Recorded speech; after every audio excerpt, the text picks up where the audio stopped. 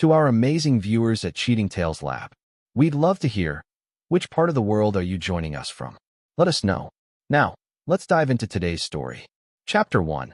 The Humiliation. The Tate family reunion was supposed to be a celebration. Marcus Emerson stood at the edge of the sprawling backyard of his father-in-law's estate, watching his 12-year-old son Jeremy fidget nervously beside the makeshift podium. The boy's hands trembled as he clutched his prepared speech, sweat beading on his forehead despite the cool October evening. Marcus had been against this from the start. Jeremy's stutter had worsened over the past year, coinciding with his wife Patricia's increasingly erratic behavior and mysterious absences. The boy needed therapy, not public humiliation. But Patricia had insisted, claiming it would toughen him up and help him overcome his weakness.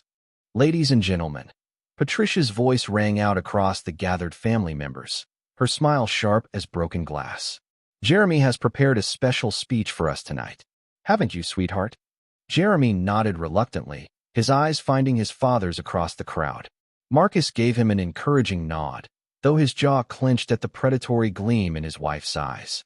Patricia Tate Emerson had always been beautiful, strikingly so, with her auburn hair and green eyes. But there was something cold beneath the surface that had grown more pronounced over their 15-year marriage. Gigi, good evening, everyone, Jeremy began, his voice barely audible. The stutter caught immediately on the first words, and Marcus saw his son's confidence crumble. Louder! Thomas Tate, Patricia's father, barked from his seat. The silver-haired patriarch of the Tate family had never shown Jeremy an ounce of kindness. Speak up, boy. Jeremy's face flushed red. Gigi, good evening. IWW wanted to tell you about. SS spit it out. Patricia's voice cut through the evening air like a whip, her mimicry cruel and deliberate. Several family members shifted uncomfortably, but none spoke up. SS spit it out. We don't have all night. Marcus felt his blood turn to ice. His wife, the woman who had sworn to love and protect their child, was openly mocking their son's disability in front of 50 family members. He started forward, but something in Jeremy's posture stopped him. Thomas Tate's harsh laughter filled the silence. He's like a broken record. Pathetic. No wonder he has no friends. The words hit Jeremy like physical blows. Marcus watched his son's shoulders shake, whether from shame or rage, he couldn't tell. The protective instinct roared to life in Marcus's chest, and he was about to intervene when Jeremy straightened his spine. Dad, wait, Jeremy said, his voice stronger now despite the stutter. Ivy got a special speech for Mom. Patricia's laughter died in her throat. The mockery faded from her face, replaced by something Marcus had never seen before, fear. Thomas Tate's face went pale, his jovial cruelty evaporating like morning mist. Jeremy, no, Patricia whispered, but her son was already speaking. IW wanted to tell everyone about the tea times I've seen you, Mom. Like last Tuesday when you didn't pick me up from school because you were at the Marriott downtown. Room 412. With Uncle Derek. The silence that followed was deafening. Derek Gamble, Thomas's business partner and Patricia's supposed friend, went rigid in his chair. His wife Sonia's face crumpled as understanding dawned. Marcus felt the world tilt on its axis. Derek Gamble, the man who'd been his friend since college, who'd stood as best man at his wedding, who'd been Jeremy's godfather. The man who'd comforted Patricia after her mother's death, who'd helped them through financial difficulties, who'd been a constant presence in their lives for over a decade. I know you think I'm stupid because I stutter, Jeremy continued, his voice growing stronger with each word. But I'm not blind. I see things. I remember things. Like the receipts in your purse for jewelry I've never seen you wear. The Hotel keycards you forget to throw away. The way you and Uncle Derek look at each other when you think no one's watching. Patricia's scream pierced the air, a sound of pure anguish and rage that sent birds fleeing from nearby trees. You little bastard. You don't know what you're talking about. But the damage was done. The family stared in stunned silence as Patricia's mask finally slipped completely, revealing the venomous creature beneath. Thomas Tate's pale face had turned ashen, not from shock at the revelation, but from being exposed. You knew, Marcus said quietly, his voice carrying across the suddenly silent yard. It wasn't a question. You all knew. The way the family members couldn't meet his eyes told him everything. The awkward silences when he entered rooms. The pitying looks. the sudden end to conversations. They'd all known about his wife's affair, and they'd let him live as a fool. Derek Gamble stood slowly, his handsome face twisted with guilt and defiance. "Marcus, I can explain." "No," Marcus said, his voice deadly calm. "No explanations. No apologies. No excuses." He looked at his son, his brave, intelligent son who'd endured months of cruelty and neglect only to find the courage to expose the truth when it mattered most. Jeremy's stutter hadn't been a sign of weakness. It had been the weight of carrying secrets too heavy for a child's shoulders. "Jeremy," Marcus said softly, "go wait in the car." "Dad, I'm sorry. I didn't mean to." "You did nothing wrong, son. Nothing at all. Now go."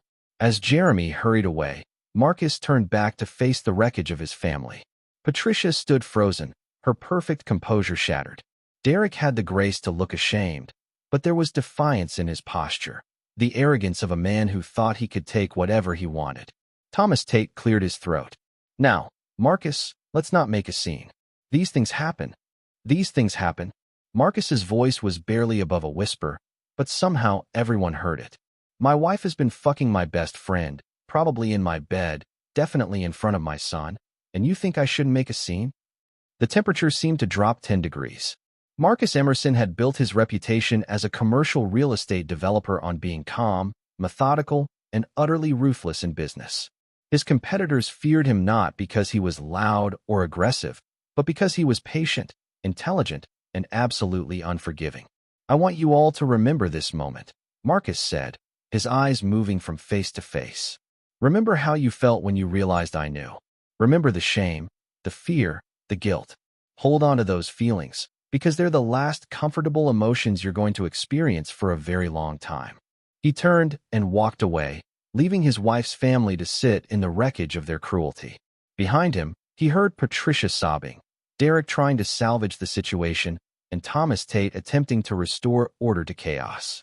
Marcus Emerson had been many things in his 42 years: a scholarship student who'd clawed his way out of poverty, a Marine who'd served 2 tours in Afghanistan, a businessman who'd built an empire from nothing. But he'd never been a man who forgave betrayal.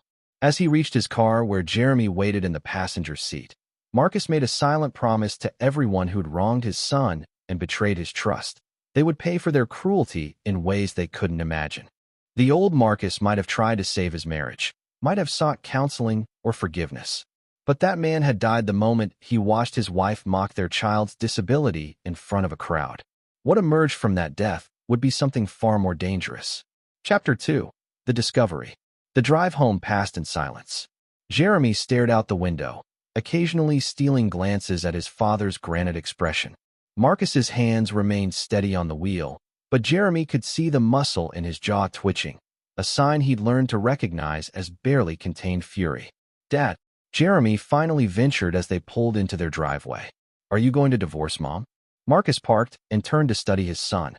Jeremy's stutter was almost gone now, as if the act of revealing the truth had lifted some invisible weight from his shoulders. "What do you think I should do?"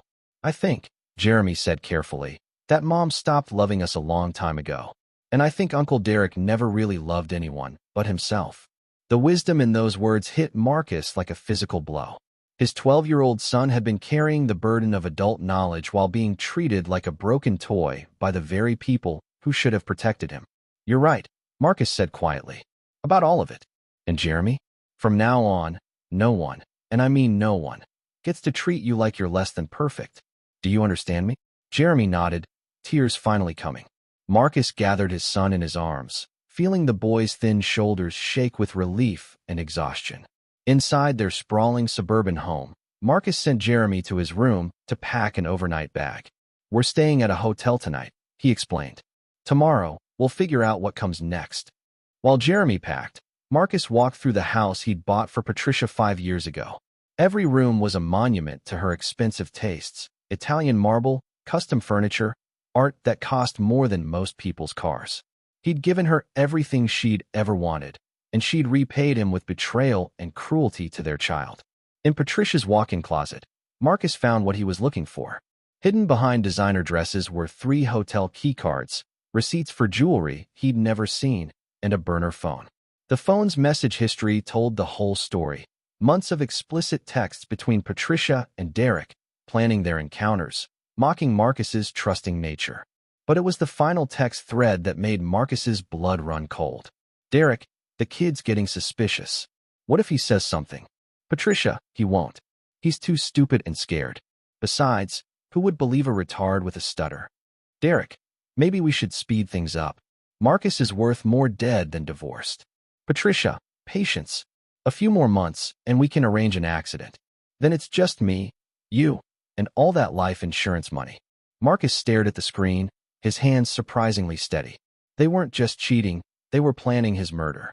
And they discussed it while calling his son a retard, reducing Jeremy to a potential obstacle in their scheme. He photographed everything, uploaded the evidence to multiple cloud accounts, then replaced the phone exactly where he'd found it. Patricia would return home eventually, probably expecting to find a broken, pleading husband ready to beg for another chance. Instead, she would find nothing. Marcus packed his own bags methodically, taking only what mattered: important documents, family photos that predated Derek's involvement in their lives, and a few personal items with sentimental value. Everything else could burn. His phone buzzed with incoming calls from Patricia, Derek, even Thomas Tate. He ignored them all. Let them wonder. Let them panic. Fear was the first payment on the debt they owed. At the hotel, Marcus tucked Jeremy into bed and then made a series of phone calls. His lawyer, his private investigator, his accountant, all people he'd worked with in business who understood the value of discretion and thoroughness. I need to know everything, he told Wilson Weaver, the investigator.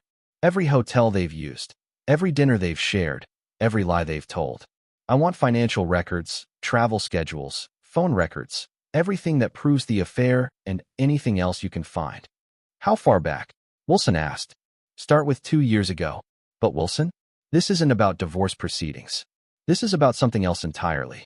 Be thorough, be careful, and bill everything to my personal account, not the business. Next, Marcus called his lawyer. Paul, I need you to draw up divorce papers, but don't file them yet. I also need you to restructure my business holdings. Everything needs to be locked down tight. Trusts, offshore accounts, shell companies. Make it impossible for anyone to get their hands on my assets through legal action or other means. Paul Lord had been Marcus's attorney for 8 years. He'd handled the darker side of Marcus's business dealings, the competitors who'd been crushed, the partnerships that had ended badly, the lawsuits that had been settled quietly. He understood the tone in Marcus's voice. How much time do we have? Paul asked. I'm not sure yet. But Paul, whatever I'm about to do, I want it to be completely legal. Or at least, completely unprovable. Do you understand? I understand. Marcus, be careful. Revenge has a way of destroying everyone it touches. Marcus ended the call and stared out the hotel window at the city lights below. Paul was wrong about one thing. Revenge didn't destroy everyone it touched. It only destroyed those who deserved it. His phone buzzed with a text from an unknown number. Marcus, please call me. We need to talk. This isn't what it looks like. Derek. Marcus smiled for the first time since leaving the reunion. Derek was already scared, already making mistakes. The man who'd betrayed 15 years of friendship was now trying to control the narrative, probably hoping to salvage something from the wreckage. He typed back a single word. Soon. Then Marcus opened his laptop and began to research Derek Gamble's life in detail. Derek's construction company, his real estate investments, his political connections, everything that had made him successful and arrogant. Marcus had helped Derek build much of his empire through their real estate partnerships. He knew where all the vulnerabilities were. Derek Gamble thought he could steal another man's wife, mock his child, and plot his murder. He was about to learn the difference between a successful businessman and a true predator. As for Patricia, Marcus's fingers paused over the keyboard as he considered his wife of 15 years. She'd been beautiful, charming, and utterly convinced of her own superiority. She'd married him for his money and stayed for his success, but she'd never truly loved him or Jeremy. The woman who could call her own child a retard while planning her husband's murder didn't deserve mercy. She deserved to learn what real cruelty looked like. Marcus opened a new document and began typing. Not a plan for revenge, that would come later. This was something far more important, a letter to his son, explaining everything Jeremy would need to know about the kind of man his father was about to become. Because Marcus Emerson was done being the good guy. And the people who'd betrayed him were about to discover what happened when they pushed a patient man too far. Chapter 3. The Architect of Vengeance. 3 days after the reunion, Marcus sat in his downtown office, surrounded by files, photographs, and financial documents that painted a comprehensive picture of betrayal. His assistant, Mabel Hand, had worked overtime to compile the research, asking no questions as she coordinated with investigators, lawyers, and accountants. "Mr. Emerson," Mabel said, entering with another stack of documents. "Mr. Weaver's latest report is on top. You're going to want to see this." Marcus opened Wilson's file and felt his jaw tighten. The affair had been going on for 14 months, almost from the moment Derek's wife Sonia had been diagnosed with early-stage breast cancer. While Sonia was enduring chemotherapy, Derek had been screwing Patricia in hotel rooms across the city. But that wasn't the worst part. Wilson had discovered that Derek had been systematically stealing from his own company to fund the affair. Expensive gifts for Patricia, luxury hotel suites, even a secret apartment downtown, all paid for with money embezzled from Gamble Construction. Money that belonged partly to Sonia, as she owned 30% of the company. "There's more," Mabel said quietly. "Mrs. Gamble called. She wants to meet with you." Marcus looked up sharply. "When?" "She's in the lobby now." Sonia Gamble looked like a ghost of her former self. The vibrant woman Marcus remembered from countless dinners and social events had been hollowed out by months of cancer treatment and her husband's betrayal. Her head was covered by an elegant scarf, but her eyes burned with a fury that matched Marcus's own. "I know what you're thinking," she said without preamble as she sat across from his desk. Poor sick Sonia, betrayed by her husband, probably looking for sympathy. "Actually, I was thinking you look like a woman with a plan," Marcus replied. Sonia smiled for the first time since entering his office. "I always liked you, Marcus. You see things clearly." "Yes, I have a plan. Derek thinks I'm too weak from chemo to fight him." "He's wrong." She reached into her purse and withdrew a thick folder. "Financial records going back 3 years. Derek's been stealing from our company to finance his midlife crisis. He's also been moving assets, preparing to divorce me the moment I'm either dead or too sick to fight back." Marcus examined the documents. Derek's embezzlement was even worse than Wilson had discovered. Nearly $2 million diverted to personal accounts over 2 years. "Why bring this to me?" Marcus asked, though he suspected he knew. "Because you're going to destroy him anyway," Sonia said simply. "And I want to help. Derek thinks he's been clever, but he forgot that I'm not just his wife. I'm also the daughter of a federal judge and the sister of an IRS investigator. I know how to ruin a man legally." Marcus studied the woman across from his desk. Sonia Gamble had always been underestimated by her husband, seen as a pretty accessory to his successful image. Derek had no idea he'd married someone more dangerous than himself. "What do you want from me?" Marcus asked. "Partnership," Sonia said. "You handle Patricia and the personal destruction. I'll handle Derek and the legal consequences. When we're done, they'll both lose everything that matters to them." "And Jeremy?" Sonia's expression softened. "That boy has been through enough. Whatever we do, we protect him from the fallout." Marcus extended his hand across the desk. "Partners." That evening, Marcus returned to the hotel where he and Jeremy had been staying. His son was doing homework at the small table, his stutter completely gone now that he was away from Patricia's constant criticism. "Dad, when are we going home?" Marcus sat beside his son. "We're not going back to that house, Jeremy. I'm buying us a new one. Somewhere Patricia has never been. Somewhere we can start over." "What about Mom?" Marcus chose his words carefully. "Your mother made choices that hurt our family. She's going to face the consequences of those choices. But you and I, we're going to be fine. Better than fine." Jeremy nodded, then looked up at his father with startling directness. "Are you going to hurt her?" "Uncle Derek too." The question caught Marcus off guard. He'd expected fear, tears, maybe anger from his son. He hadn't expected this quiet assessment. "Yes," Marcus said simply. "I am." "Good," Jeremy said, returning to his homework. "They deserve it." The next morning, Marcus put his plan into motion. Phase 1 was simple. Make Patricia and Derek believe they were safe, while systematically dismantling their lives. He called Patricia's phone. "Marcus." Her voice was breathless with relief. "Thank God. I've been trying to reach you for days. Listen, about what happened at the reunion." Jeremy was confused. He didn't understand what he was saying. "I know," Marcus said quietly. I know he was confused. Children often are when they witness things they're too young to understand. Patricia's relief was audible. Exactly. Look, I think we should get him some therapy. Help him work through these fantasies. I agree. In fact, I've already scheduled some sessions. For all of us. That's wonderful. When do you want to start? We already have, Marcus said. The sessions began the moment Jeremy told the truth at the reunion. You see, Patricia, I don't actually think Jeremy was confused at all. I think he was remarkably clear about what he's been witnessing for the past 14 months. The silence on the other end stretched for long seconds. Marcus, if you'll just let me explain. No explanations necessary. I found your burner phone. I've read the texts. All of them, including the ones about arranging my accident. Patricia's sharp intake of breath told him everything he needed to know. Here's what's going to happen, Marcus continued, his voice deadly calm. You're going to come home today. You're going to pack your things and leave. You're going to do it quietly, without drama, because if you don't, those text messages about murdering me are going to find their way to the police. Do you understand? You can't prove anything, Patricia said, but her voice was shaking. I don't need to prove anything in court, Patricia. I just need to prove it in the court of public opinion.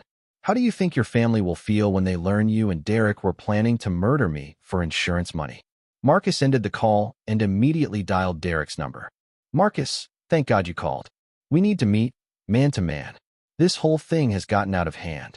You're right, Marcus said. It has gotten out of hand. Meet me at the Riverside bar tonight at 8. Come alone. Of course. Marcus, I want you to know. 8 o'clock, Derek. Don't be late. Marcus hung up and called Wilson Weaver. Tonight starts the real work, he told the investigator. I need you to be at the Riverside bar at 7:30. Bring the good camera equipment. Derek Gamble is about to make the biggest mistake of his life. As Marcus finalized his preparations, he thought about the man he'd been just a week ago, trusting, focused on providing for his family, blind to the wolves circling his life. That man was gone forever, replaced by something harder and infinitely more dangerous. Derek Gamble and Patricia Tate Emerson thought they'd been playing a game with an easy mark. They were about to learn that Marcus Emerson had been studying a different set of rules entirely. The reunion had been their moment of triumph, humiliating Jeremy and positioning themselves for the final betrayal. But it had also been their fatal mistake, because it had shown Marcus exactly who they really were beneath their masks. Now it was his turn to reveal who he really was beneath his. Chapter 4, The Web Titans. The Riverside Bar was chosen deliberately. It was Derek's favorite spot, upscale enough to feed his ego, private enough for intimate conversations, and equipped with excellent acoustic properties.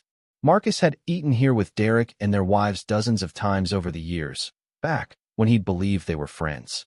Wilson Weaver was already in position when Marcus arrived, positioned at a corner table with high-end recording equipment disguised as a laptop bag. The investigator looked like any other businessman reviewing documents over dinner. Derek arrived precisely at 8, looking haggard but trying to project confidence. His usual expensive suit was wrinkled, his hair less perfectly styled than normal. The stress was showing. Marcus, Derek said, attempting his old charming smile as he slid into the booth. I can't tell you how relieved I am that you called. This whole misunderstanding. Misunderstanding? Marcus kept his voice level, curious. Is that what we're calling it? Derek's smile faltered slightly. Look, I know how this looks. Patricia and there have been some complicated feelings, but it's not what Jeremy thinks he saw. Marcus signaled the waitress for 2 scotches, Macallan 25, Derek's favorite. Expensive enough to make Derek feel valued, strong enough to loosen his tongue. Tell me about these complicated feelings, Marcus said. Derek leaned forward, warming to his theme. You have to understand, Marcus. Patricia has been struggling since her mother died. She needed someone to talk to, someone who understood grief. You've been so busy with work. So you were comforting her. Exactly. Derek's relief was visible. It started as friendship, but emotions got complicated. We never meant for it to become physical. Marcus sipped his scotch and said nothing, letting Derek fill the silence. The hotel meetings were just a few times when she needed to talk privately. I know how it looks, but Marcus, you're my best friend. I would never intentionally hurt you. Never intentionally, Marcus repeated. But you did hurt me. Derek's face crumpled with what appeared to be genuine remorse. I'm so sorry, man. I know I fucked up, but we can fix this. Patricia and I, it's over. It was a mistake, a moment of weakness. Your marriage doesn't have to end because of this.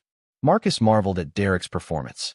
Without the context of the text messages about murder and life insurance, it almost sounded believable. A grieving woman, a moment of weakness, a friend who cared too much. What about Sonia? Marcus asked quietly. Derek's face tightened. What about her? Your wife? The woman who's been fighting cancer while you've been fucking mine. How does she fit into this moment of weakness? Sonia and I, our marriage has been complicated for years. The cancer just made everything harder. She's not the same person she used to be. Marcus felt something cold and deadly settle in his chest. Derek wasn't just an adulterer. He was the kind of man who abandoned his wife during cancer treatment because she was no longer convenient. So you found comfort with Patricia. It wasn't like that, Derek said quickly. I mean, yes, there was comfort, but it wasn't calculated. It just happened.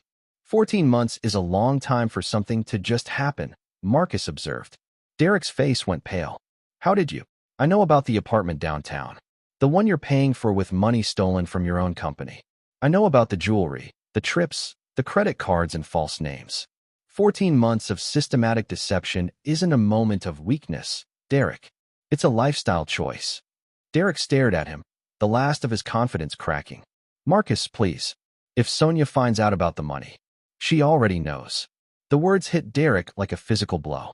He actually recoiled in the booth, his scotch forgotten. She knows about the embezzlement, the affairs, all of it. Marcus continued conversationally. In fact, she's been documenting everything for months.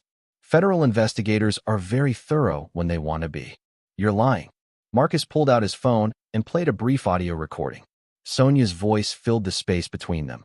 Derek thinks I'm too weak from chemo to fight him. He's wrong. Derek's face went from pale to gray. What do you want? Want? Marcus smiled, and Derek flinched at the expression. I don't want anything from you, Derek. This isn't a negotiation. This is me explaining what's going to happen to you. Marcus, please. Patricia told you about Jeremy's speech, didn't she? She called you right after the reunion, probably panicking about what he might know. Derek nodded reluctantly. Good. Because I need you to understand something important. My son heard every conversation you and Patricia had in our house. Every plan you made, every cruel joke about his stutter, every discussion about my accident. Derek's eyes went wide. That was just talk. Just talk. Marcus leaned forward. Derek, you discussed the best way to murder me for insurance money. You called my son a retard. You planned to frame my death as an accident while you fucked my wife with my blood money. It wasn't serious. Patricia gets dramatic sometimes, but we would never actually. Of course you wouldn't, Marcus said softly. Because you're both too stupid and too cowardly to commit murder. But you're exactly stupid and cowardly enough to plan it in front of a child you thought was too broken to matter. Derek was shaking now, his successful businessman facade completely stripped away. What are you going to do? Marcus finished his scotch and stood up. I'm going to destroy you, Derek. Completely and utterly. I'm going to take everything you value, your business, your reputation, your freedom, and I'm going to burn it all down. But unlike you, I'm not going to hurt any innocents in the process. Marcus, wait. Your wife will divorce you and take half of what's left after the federal charges. Your business partners will abandon you when the embezzlement comes to light. Your political connections will disappear when the recordings of tonight's conversation become public. And Patricia, the woman you threw away your marriage for, she's going to blame you for everything that goes wrong and do whatever it takes to save herself. Marcus dropped a 50 on the table to cover the drinks. Oh, and Derek? Jeremy wanted me to give you a message. Derek looked up with desperate hope, as if a 12-year-old's forgiveness might somehow save him. He said to tell you that broken records sometimes play the most important songs, Marcus said. You'll understand what that means soon enough. As Marcus walked away, he heard Derek's voice calling after him, pleading, making promises that meant nothing. Wilson Weaver would stay for another hour, documenting Derek's inevitable panic phone calls to Patricia, to lawyers, to anyone who might help him escape the trap that was already closing. Outside the bar, Marcus's phone buzzed with a text from Sonia. How did it go? Marcus typed back. Phase 1 complete. Derek confessed to the affair and accidentally admitted to embezzlement on tape. Your divorce lawyer should have everything he needs. What about Patricia? Marcus smiled as he typed his response. She's about to discover that coming home was the biggest mistake of her life. At the hotel, Jeremy was waiting with homework spread across the bed, but Marcus could see the tension in his son's posture. How are you holding up? Marcus asked. I keep thinking about Mom, Jeremy admitted. I know she's terrible, but she's still my mom. Is it wrong that I hate her? Marcus sat on the edge of the bed and pulled his son close. It's not wrong to hate someone who hurt you, Jeremy, but don't let that hate consume you. Let it motivate you to be better, stronger, kinder than the people who failed you. Will I see her again? Do you want to? Jeremy thought for a long moment. Maybe someday, when I'm older and stronger, when she can't hurt me anymore. Then that's when you'll see her, Marcus promised. Never before you're ready. Never if you don't want to. As Jeremy settled back into his homework, Marcus's phone rang. Patricia. Marcus, I'm at the house. We need to talk. I'm listening. Not over the phone. Come home. Please. I can explain everything. Marcus looked at his son, bent over math problems with fierce concentration, finally free from the constant stress of his mother's cruelty. I am home, Marcus said quietly, and hung up. The next phase would begin tomorrow. Patricia was about to learn that coming back to the house hadn't been an escape. It had been walking into a trap that Marcus had spent 3 days preparing. And unlike Derek's bumbling attempts at deception, Marcus's plans were built to last. Chapter 5. The Noose Tightens. Patricia's hands shook as she hung up the phone. The house felt enormous and empty around her, every shadow seeming to harbor accusations.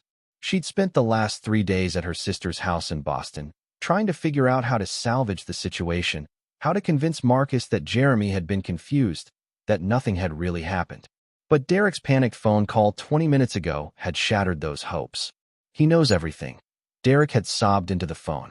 The apartment, the money, the texts about the insurance. He has recordings, Patricia.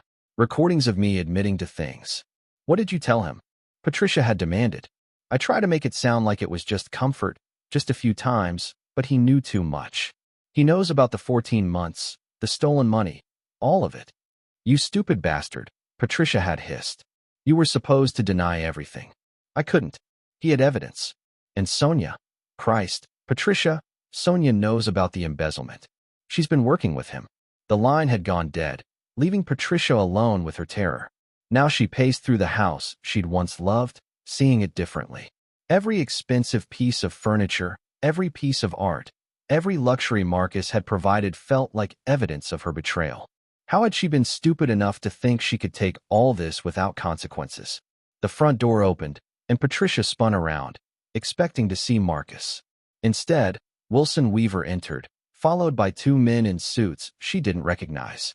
Mrs. Emerson, Wilson said politely. These gentlemen are from the FBI. They have a warrant to search the premises. Patricia's legs nearly gave out. A warrant? For what? One of the agents, a stern-faced man named Brad Love, handed her a document. We're investigating potential conspiracy to commit murder and insurance fraud. We'll need you to stay in the living room while we conduct our search. This is insane, Patricia said, but her voice was barely a whisper. I haven't done anything wrong. Agent Love exchanged a glance with his partner. Ma'am, we have recordings of conversations between you and Derek Gamble discussing plans to murder your husband for insurance money. We also have documentation of asset transfers and policy changes that support these plans. Patricia sank onto the couch, her mind racing. The burner phone. Had they found it? She'd been so careful, always hiding it, always deleting messages. But Jeremy's words echoed in her memory. I see things. I remember things. Had her own son been spying on her? I want a lawyer, she said. That's your right, Agent Love replied. But Mrs. Emerson? Cooperation at this stage might be beneficial. Your husband has been very forthcoming with evidence. The search took 3 hours. Patricia watched helplessly as agents photographed her closet, bagged the hidden phone and credit cards, documented every piece of jewelry she couldn't account for.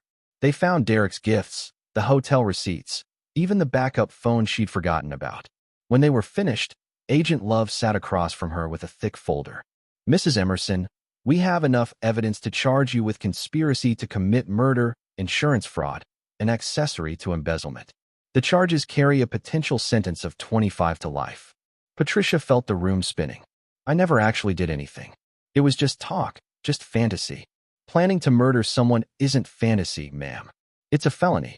And the evidence suggests this wasn't idle talk. You and Mr. Gamble took concrete steps toward implementing your plan. What steps? Agent Love opened the folder.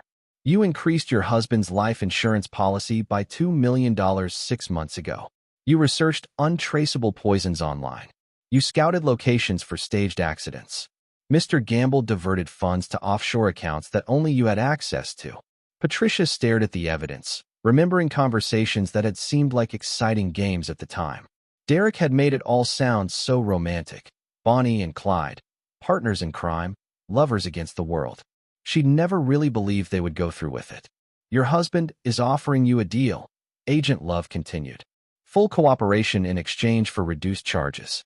But the offer expires at midnight tonight. What kind of cooperation? Everything.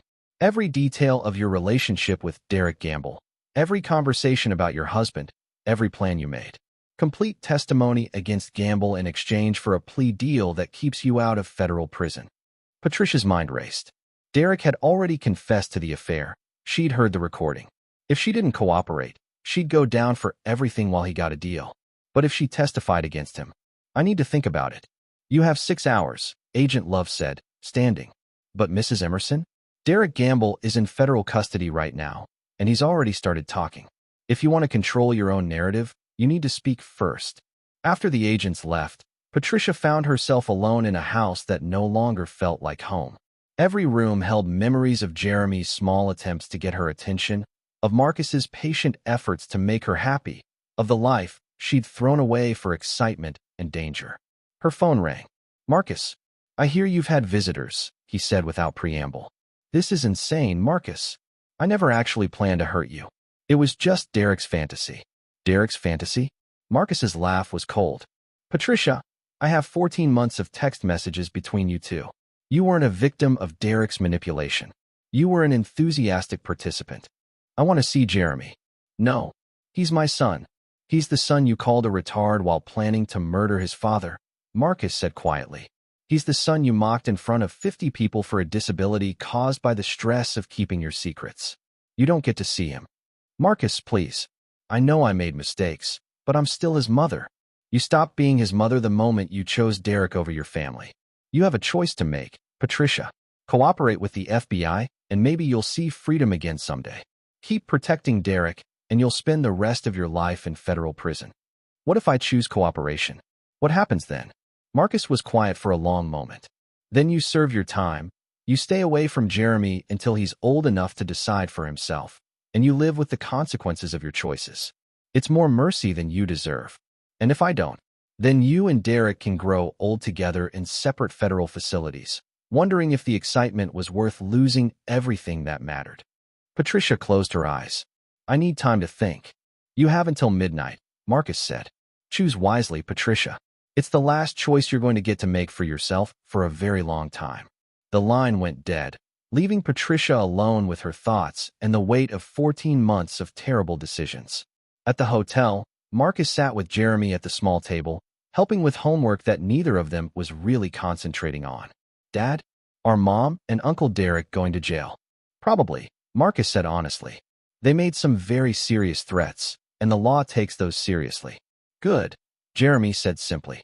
Maybe now they'll know how it feels to be scared and helpless. Marcus looked at his son, really looked at him. The boy who'd once been terrified of his own shadow had found a core of steel through the trauma. Jeremy wasn't just surviving what had happened to him. He was learning from it, growing stronger. Jeremy, I want you to know that what happened to our family, none of it was your fault. Adults made terrible choices, and you got caught in the middle. I know, Jeremy said. And Dad, I'm glad you didn't forgive them. Some things are too big to forgive. Marcus squeezed his son's hand. What made you brave enough to speak up at the reunion? Jeremy thought for a moment.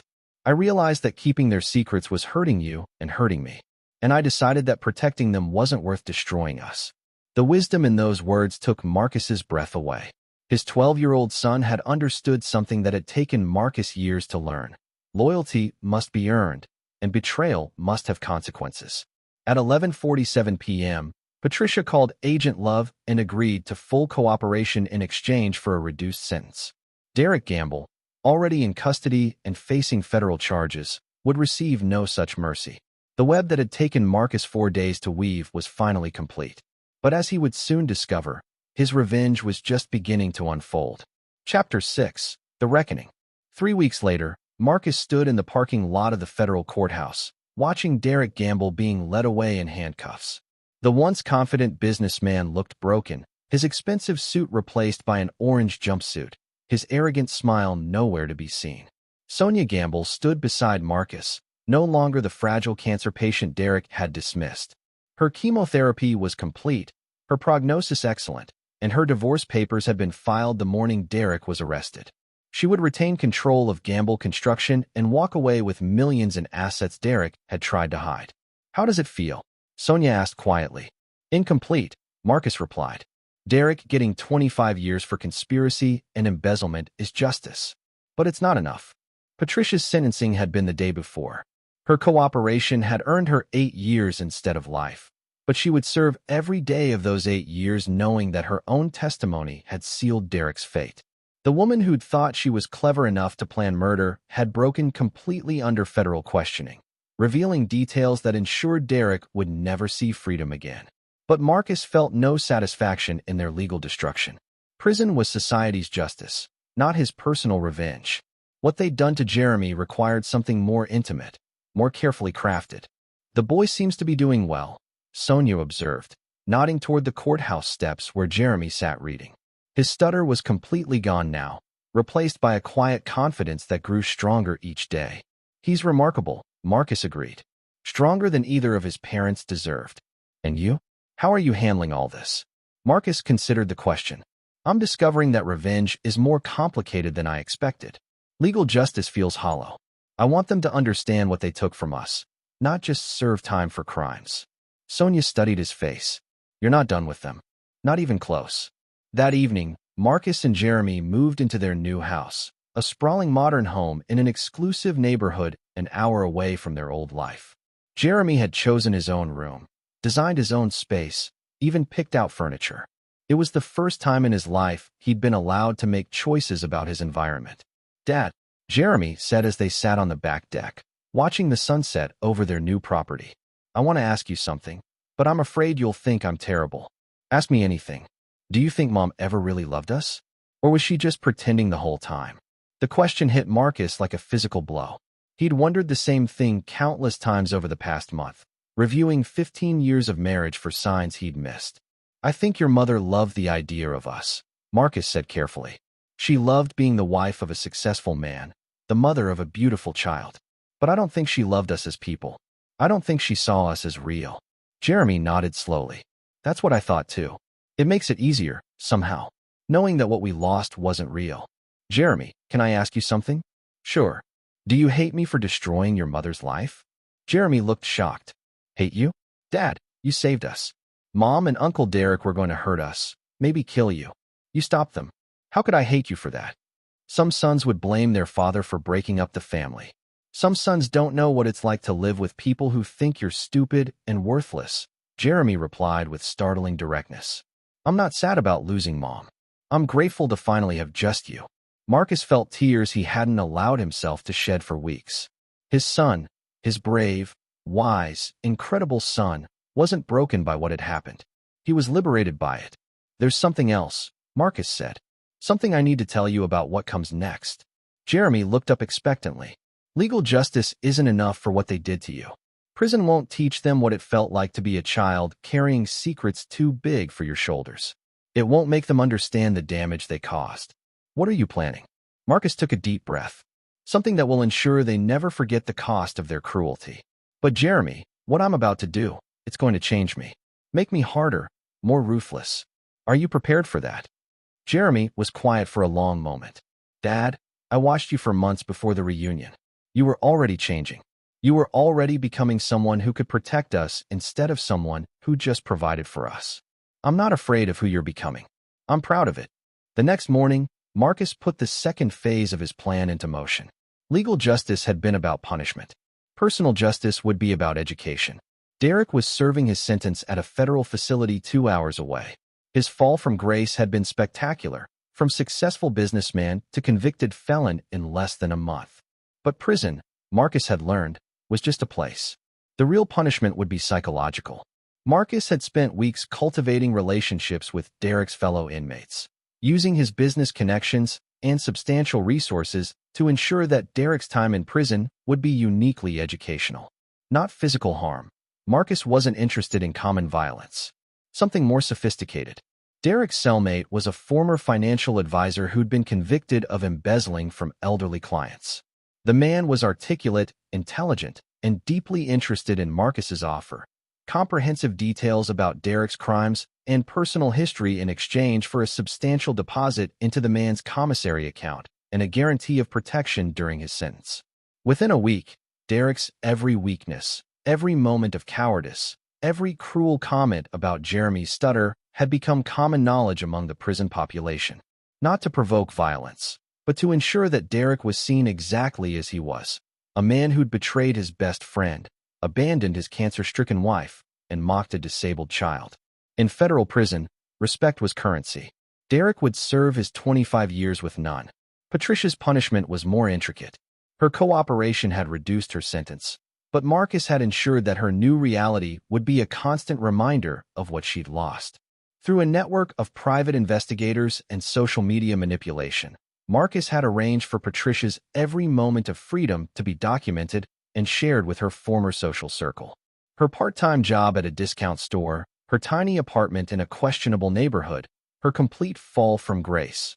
All of it was carefully cataloged and distributed. The woman who'd once been the queen of charity galas and country club events was now a cautionary tale, her name synonymous with betrayal and failure. Every former friend who saw her struggle to make ends meet would remember what happened to women who destroyed their families for momentary excitement. But the most devastating aspect of Patricia's punishment was also the most subtle. Marcus had arranged for her to receive weekly updates about Jeremy's life, his academic achievements, his new friendships, his growing confidence. Not to torment her, but to ensure she understood exactly what her choices had cost her. Every success Jeremy achieved, every milestone he reached, every moment of happiness he experienced would be a reminder to Patricia of the relationship she'd thrown away through her own cruelty.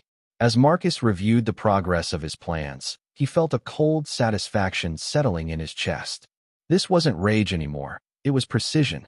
Derek and Patricia were learning, day by day, hour by hour, what it meant to lose everything that mattered. But Marcus wasn't finished. The legal system had handled their crimes, and his personal justice was handling their punishment. What remained was ensuring that Jeremy understood the most important lesson of all, that some betrayals can never be forgiven, and some people can never be trusted again. The boy who'd found the courage to expose his mother's affair was about to learn that real strength came not from forgiveness, but from the absolute refusal to let anyone hurt you twice. Chapter 7. The Final Lesson. 6 months after the trial, Marcus received an unexpected visitor. Thomas Tate, Patricia's father, stood on his new doorstep looking 20 years older than the man who'd laughed at Jeremy's stutter at the family reunion. "Marcus," Thomas said quietly.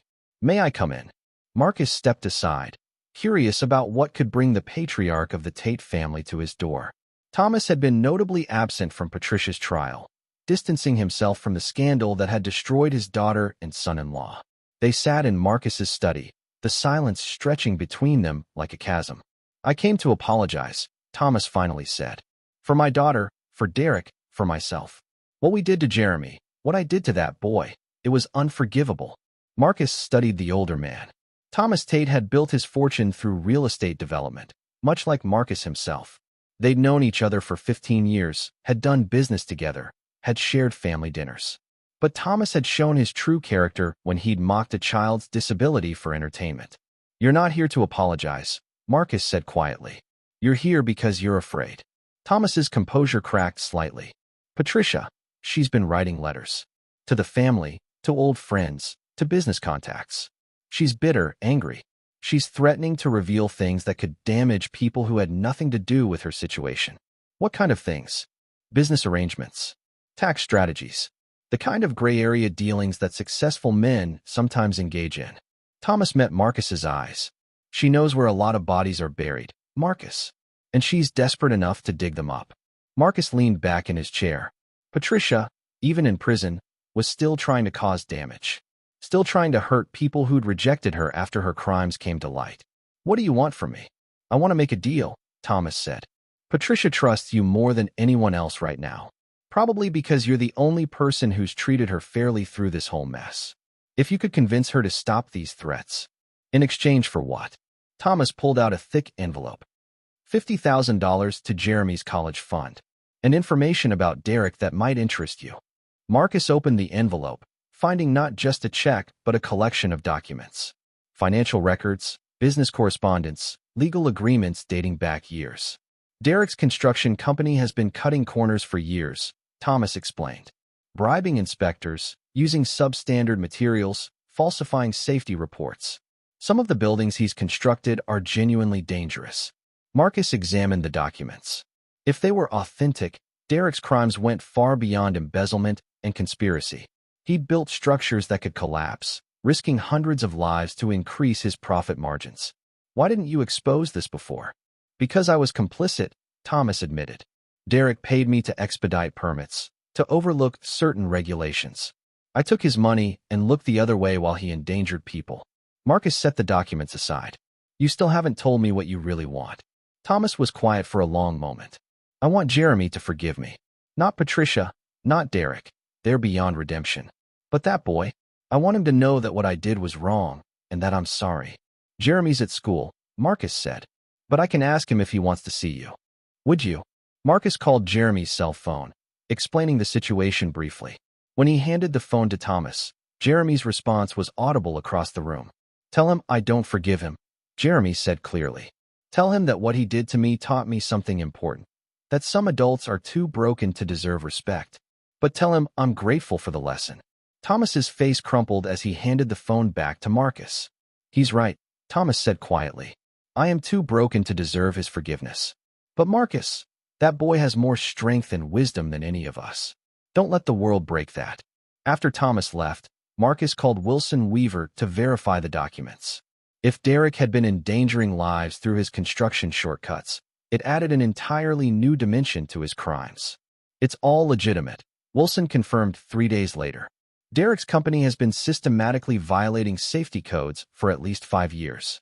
There are 3 buildings in downtown that are structural disasters waiting to happen. Have you informed the authorities? Building inspectors are already reviewing the structures.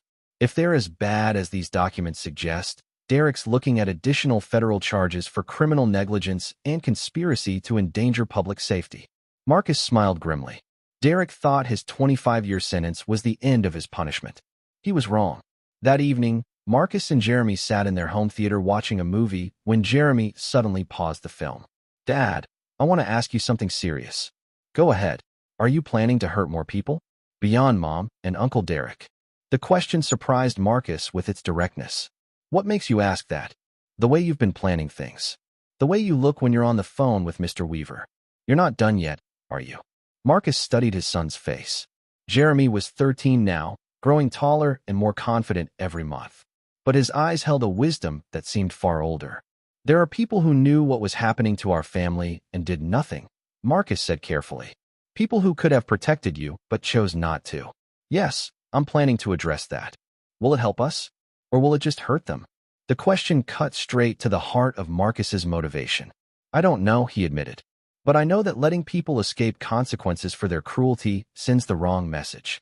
It tells them they can hurt others without paying a price. Jeremy nodded slowly. I understand. But Dad, don't become like them. Don't become someone who hurts people just because you can. The words hit Marcus like a physical blow. His 13-year-old son was warning him about the seductive nature of power and revenge. You're right, Marcus said quietly. I need to be careful not to lose myself in this. You're not lost, Jeremy said with certainty. You're protecting us. But protection and revenge aren't the same thing. One makes you stronger, the other just makes you angry. That night, Marcus sat alone in his study, reviewing his plans for dealing with the extended Tate family and the business associates who'd enabled Derek's crimes. Jeremy's words echoed in his mind. Don't become someone who hurts people just because you can. The boy was right. Legal justice had been served. Personal justice had been delivered. Continuing beyond that point would be about his own anger, not about protecting his family. Marcus picked up his phone and called Wilson Weaver. Wilson, I want you to close out the remaining investigations. Turn over any criminal evidence to the appropriate authorities, but don't pursue any more personal vendettas. Are you sure? We've got enough on the Tate family to cause significant damage. I'm sure. Jeremy reminded me that revenge and protection aren't the same thing. We've protected ourselves. Anything beyond that would just be cruelty. As Marcus hung up the phone, he felt something he hadn't experienced in months. Peace. Derek and Patricia were facing the consequences of their actions. Jeremy was safe, happy, and growing stronger every day. The Tate family's reputation was in ruins, and their business dealings were under investigation. Justice had been served. The family was rebuilt. The lesson was learned. Marcus Emerson had discovered the limits of revenge, and more importantly, the wisdom to recognize when enough was enough. Chapter 8. Reckoning and Renewal. 2 years after the trial, Marcus stood in the visitor parking lot of the Federal Correctional Facility, Jeremy beside him. His son was 15 now, tall and confident, with no trace of the frightened boy who'd once struggled with stuttering. The decision to visit Patricia hadn't been easy, but Jeremy had asked for this meeting. Are you sure about this? Marcus asked as they walked toward the entrance. I'm sure, Jeremy replied. I need to see who she is now. I need to know if prison changed her or just made her bitter. The visitation room was sterile and institutional, filled with the quiet desperation of broken families trying to maintain connections across legal barriers. Patricia entered wearing a standard-issue uniform, her once perfect appearance transformed by 2 years of institutional life. She looked smaller somehow, diminished in ways that had nothing to do with the loss of designer clothes and professional styling. Her eyes lit up when she saw Jeremy, then dimmed when she registered his expression, curious but cold, evaluating rather than emotional. Jeremy, she whispered, reaching toward him before catching herself. You've grown so much. Hello, Patricia, Jeremy said formally. The use of her first name instead of Mom hit like a physical blow. Marcus remained silent, letting his son control the conversation. This meeting was Jeremy's choice, his need for closure. How are you doing? Patricia asked desperately. Are you happy? Are you doing well in school? I'm valedictorian of my class, Jeremy said simply. I'm planning to study law at Harvard. Dad's been very supportive. Patricia's eyes filled with tears. That's wonderful. I always knew you were brilliant. No, you didn't, Jeremy replied without malice. You thought I was stupid because of my stutter. You called me a retard when you thought I couldn't hear you. Patricia flinched as if she'd been slapped. Jeremy, I never. You did, Jeremy interrupted. I heard you. I remember everything, Patricia. Every cruel word. Every moment you chose Derek over your family. Every time you made me feel worthless for something I couldn't control. Marcus watched his ex-wife crumble under their son's calm assessment. Patricia had probably spent 2 years imagining this reunion, hoping for forgiveness, desperate to rebuild some connection with the child she'd abandoned. I'm sorry, Patricia sobbed. I'm so sorry. I was sick. I was making terrible choices. You weren't sick, Jeremy said firmly. You were selfish. There's a difference. Sick people can't help their behavior. Selfish people just don't care about the consequences. The brutal honesty of the statement silenced Patricia completely. I came here because I needed to see if you'd learned anything, Jeremy continued. If you understood what you'd done to us. Do you? Patricia struggled to compose herself. I destroyed our family. I hurt you and your father in ways that can't be forgiven. I threw away everything good in my life for a fantasy that wasn't even real. That's a start, Jeremy acknowledged. But it's not enough. Do you understand why what you did was so damaging? Not just the cheating, but the way you treated me. Patricia looked confused, clearly not grasping the deeper point. Jeremy leaned forward slightly. You were supposed to be the person who loved me unconditionally, who protected me from a world that can be cruel to people who are different.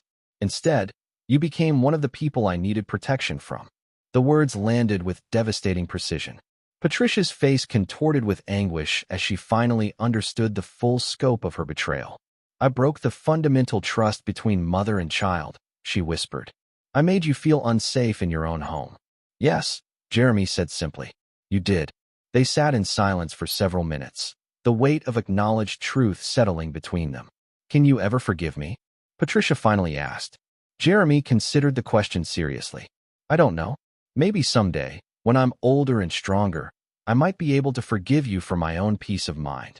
But forgiveness wouldn't mean trust. It wouldn't mean having a relationship. It would just mean letting go of anger that serves no purpose. I understand. Do you? Jeremy's eyes were sharp, penetrating. Because I think part of you still believes that if you serve your time and say the right words, you can somehow undo the damage you caused. That's not how this works, Patricia. Some betrayals can't be repaired. Patricia nodded, tears streaming down her face. What about Derek? Do you know how he's doing? Marcus spoke for the first time. Derek received additional charges for criminal negligence in his construction projects. He's serving 45 years now instead of 25. He won't be eligible for parole until he's 83. Patricia's face went pale. 45 years. 3 buildings he constructed were found to be structurally unsound, Marcus continued. Hundreds of people were evacuated. If any of those buildings had collapsed, he would have faced murder charges. But they didn't collapse? Not yet, Marcus said coldly. But the potential was there. Derek's greed could have killed families, just like his greed destroyed ours. Patricia stared at the table, the full weight of her choices finally becoming clear. She'd partnered with a man whose casual disregard for human life extended far beyond their personal crimes. I need you to know something, she said suddenly, looking directly at Jeremy. Every day in here, I think about the speech you gave at the reunion. The courage it took to tell the truth when all the adults around you were failing. You saved your father's life, Jeremy. If you hadn't spoken up. I know, Jeremy said quietly. That's why I don't regret what I did. Even knowing it would destroy our family, even knowing it would send you to prison, I don't regret protecting Dad. The visit lasted another 30 minutes, but the important conversation was over. Patricia asked about Jeremy's life, his friends, his plans for the future. He answered politely but distantly, sharing information but not intimacy. As they prepared to leave, Patricia made one final attempt. Jeremy, I know I have no right to ask this, but could you write to me sometimes? Just to let me know how you're doing. Jeremy considered the request. I'll send you my graduation announcements. When I graduate high school, when I graduate college, when I pass the bar exam, you'll know that I succeeded despite what you did to me. But I won't send letters or photos or personal updates. You lost the right to be part of my daily life. It was a brutal kindness, acknowledgement of their biological connection without the pretense of a relationship. In the parking lot, Jeremy was quiet for several minutes as they drove away. How do you feel? Marcus asked. Relieved, Jeremy said finally. I needed to see that she was really gone. The mother I thought I remembered from when I was little. Now I know for certain that person either never existed or died a long time ago. Any regrets about coming? None. I proved to myself that I'm stronger than my worst memories. And I proved to her that actions have permanent consequences. That evening, they had dinner at an upscale restaurant near their home. Jeremy had grown into a poised young man who could carry on sophisticated conversations about politics, literature, and philosophy. Watching him, Marcus felt a deep pride that had nothing to do with achievements and everything to do with character. Dad, Jeremy said over dessert, I want to ask you something I've been thinking about for a while. Go ahead. Do you think you're a good man? The question surprised Marcus. What do you think? I think you're a man who protects the people he loves, Jeremy said thoughtfully. I think you're capable of great kindness and terrible revenge in equal measure. I think you're exactly the kind of father someone like me needed. Someone like you. Someone who was vulnerable, Jeremy clarified. Someone who needed protection from predators disguised as family members. Marcus set down his fork, struck by his son's insight. Do you think the revenge went too far? No, Jeremy said without hesitation. Derek and Patricia planned to murder you. They mocked my disability. They treated us like obstacles to overcome rather than people deserving of respect. What you did to them, ensuring they faced full consequences for their choices, that wasn't revenge. That was justice. And the extended consequences? Their reputations, their families, their futures? Jeremy shrugged. They should have thought about those things before they chose to be cruel. Dad, you didn't invent the consequences. You just made sure they couldn't escape them.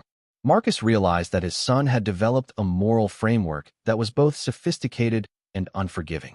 Jeremy understood the difference between justice and revenge, between protection and cruelty, between necessary force and excessive punishment.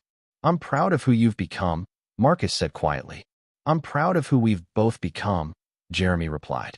"We survived something that destroys most families. We came out stronger, smarter, and closer than we were before. That's not just luck, Dad. That's character." As they drove home through the quiet streets of their neighborhood, Marcus reflected on the journey that had brought them to this point. The terrified, stuttering boy who'd been mocked at a family reunion had grown into a confident young man who could face his demons with courage and wisdom. The betrayed husband who discovered his wife's affair had evolved into a father who understood that true strength came from protecting those who couldn't protect themselves. They'd both been transformed by trauma, but instead of being broken by it, they'd been refined. The fire that should have destroyed them had burned away everything weak and false, leaving only what was essential and unbreakable. Marcus Emerson had learned that forgiveness was a luxury that only the safe could afford. Justice, however, was a necessity that the strong could provide. And Jeremy Emerson had learned that courage wasn't the absence of fear, it was the decision to do what was right despite being terrified. Together, they built something from the ashes of betrayal, a family based on truth, loyalty, and the absolute refusal to accept cruelty as inevitable. It was enough.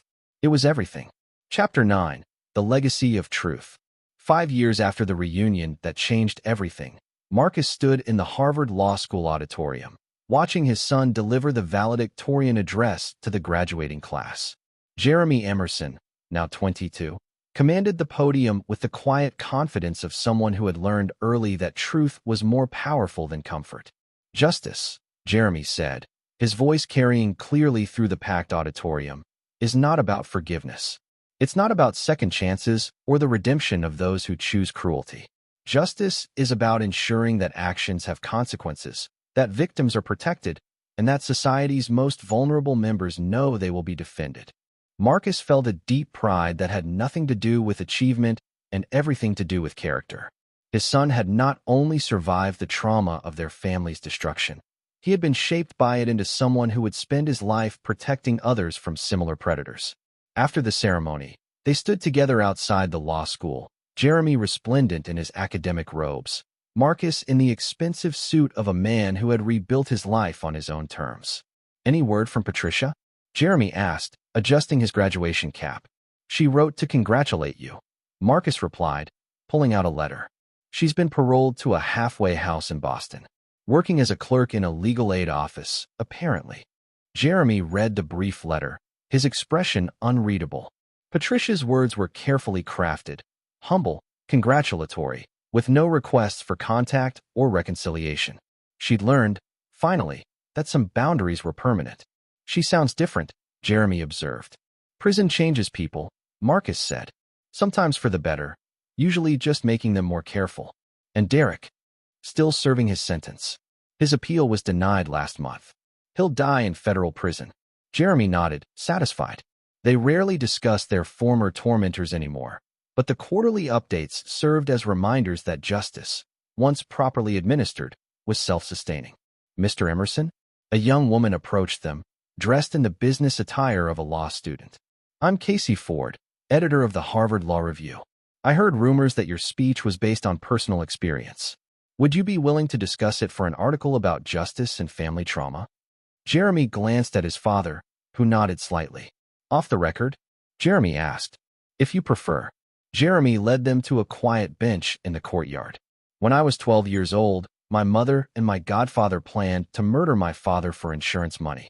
They also happened to be having an affair, and they regularly mocked my speech disability as entertainment for the family." Casey's eyes widened. This was clearly not what she'd expected. "The night I exposed them publicly was the night I learned that some adults are predators who use family relationships to mask their cruelty," Jeremy continued. "My father taught me that justice isn't about forgiveness or rehabilitation. It's about ensuring that predators face consequences severe enough to protect future victims." "What happened to them?" "My mother served 8 years in federal prison. My godfather is serving 45 years for conspiracy to commit murder and criminal negligence that could have killed hundreds of people. Both lost everything: money, reputation, freedom, family relationships. Do you think the punishment fit the crime? Jeremy's smile was cold and certain. I think they got exactly what they earned through their choices. And I think the world is safer with people like that locked away from potential victims. Marcus watched his son field follow-up questions with the precision of someone who had spent years thinking about these issues. Jeremy had chosen law not despite his trauma, but because of it. He would spend his career ensuring that other vulnerable people had advocates who understood the true nature of predatory behavior. After Casey left, they walked to their car in comfortable silence. "Are you proud of who you've become?" Marcus asked as they drove through Cambridge. "Yes," Jeremy said without hesitation. "But more importantly, I'm proud of who we became together. You could have broken after discovering Mom's betrayal. Instead, you showed me what real strength looks like." "What does real strength look like?" "The absolute refusal to let anyone hurt the people you're responsible for protecting," Jeremy replied immediately. "The willingness to be called cruel or unforgiving by people who've never faced real betrayal. The understanding that some people forfeit their right to mercy through their own choices." Marcus felt a deep satisfaction hearing his own philosophy articulated so clearly by his son. Jeremy had learned the most important lesson of their ordeal, that true strength wasn't measured by one's capacity to forgive, but by one's determination to protect. "Have you decided where you want to work after graduation?" Marcus asked. "The prosecutor's office here in Boston," Jeremy said. "Specifically, the unit that handles domestic violence and family crimes. I want to put people like Derek and Patricia in prison before they can destroy families." It was perfect. Jeremy would spend his career being the advocate he'd needed as a child, someone who understood that predators often wore the masks of loving family members. That evening, they had dinner at the same upscale restaurant where they'd celebrated Jeremy's high school graduation.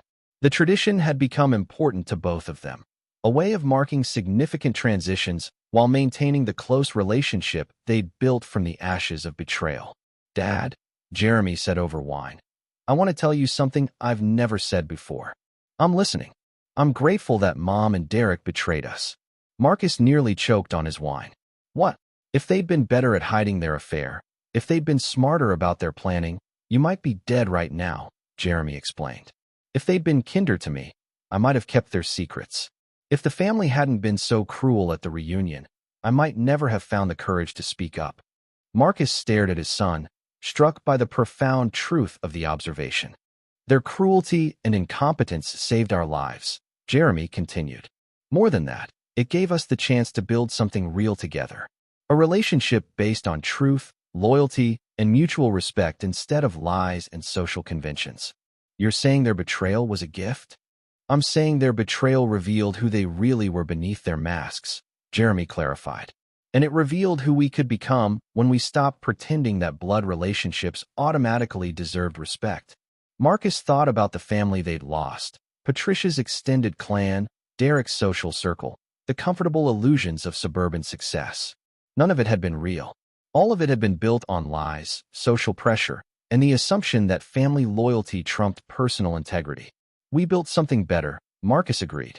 "We built something honest," Jeremy corrected. "And that's why it's lasted."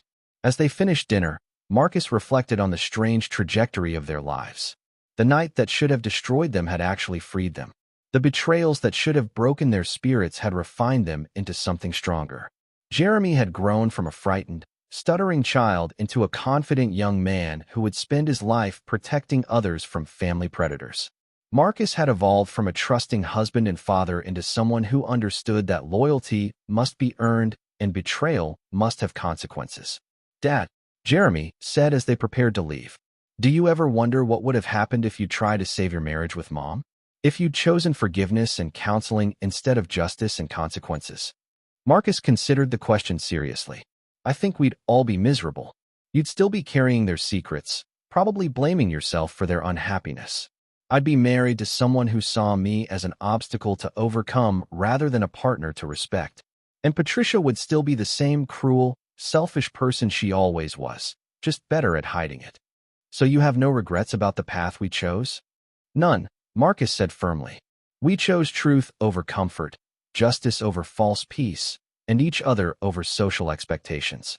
I regret that we had to make that choice, but I don't regret the choice we made." As they drove home through the quiet streets of Cambridge, Marcus thought about the legacy they'd built together. Not just Jeremy's academic achievements or Marcus's continued business success, but something more important: proof that families could be rebuilt on foundations of honesty and mutual respect. They'd learned that forgiveness was not a virtue when applied to unrepentant predators, that loyalty was not a duty when it protected those who caused harm, that justice was not cruelty when it prevented future victims from suffering.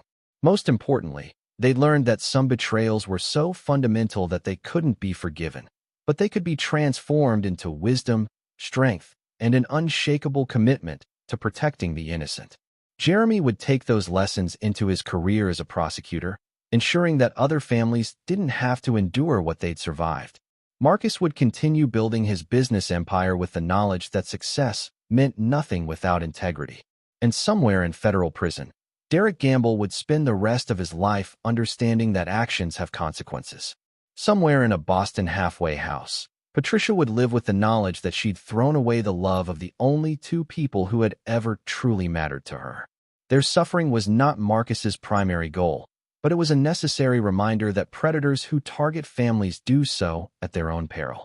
As father and son arrived home to the house they'd built together, Marcus felt a deep satisfaction that had nothing to do with revenge and everything to do with justice properly served. They had not just survived betrayal, they had transformed it into strength. They had not just escaped predators, they had ensured those predators could never hurt anyone else. They had not just rebuilt their family, they had built something better than what they'd lost. In the end, that was the greatest victory of all, not just defeating their enemies, but becoming the kind of people who couldn't be defeated by future enemies. Marcus Emerson had learned that the most devastating revenge was simply refusing to be broken by those who tried to break you. And Jeremy Emerson had learned that the strongest families were those built by choice rather than biology, held together by respect rather than obligation. Together, they had written their own definition of justice, the absolute protection of the innocent and the complete accountability of those who chose cruelty. It was enough. It was everything. It was their legacy. This is where our story comes to an end. Share your thoughts in the comments section. Thanks for your time. If you enjoy this story, please subscribe to this channel. Click on the video you see on the screen, and I will see you there.